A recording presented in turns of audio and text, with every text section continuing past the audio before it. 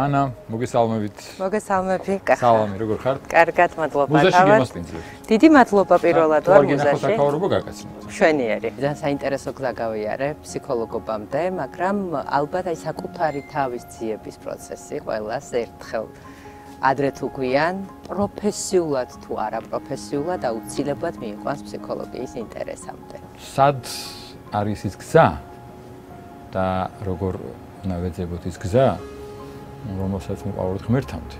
რთულია ეს გზა, იმიტომ რომ ცდუნება ძალიან ბევრია გზაზე. მე არ მჯერა, რისი არ მჯერა, იცით რომ 24 საათის განმავლობაში არ იყოს ნებისმიერი ადამიანის ცხოვრებაში თუნდაც ერთი წამი, როდესაც ყველაზე ახლოს არის ღმერთთან. და როდესაც ახსენდება მომენატრა ღმერთი, რომელსაც არ ვიცნობდი მანამდე. მე მეგონა რომ ღმერთი იყო რაღაცა მოცემულობა, რომელიც იჯდა და 6 წლის ბავშვის ტყუილზე ფიქრობდა, როგორ დაესაჯა 6 წლის ბავშვი. ყველაზე დიდი ვალდებულება მშობლების არის გავაცნოთ შვილებს მოსიყვარულე ღმერთი.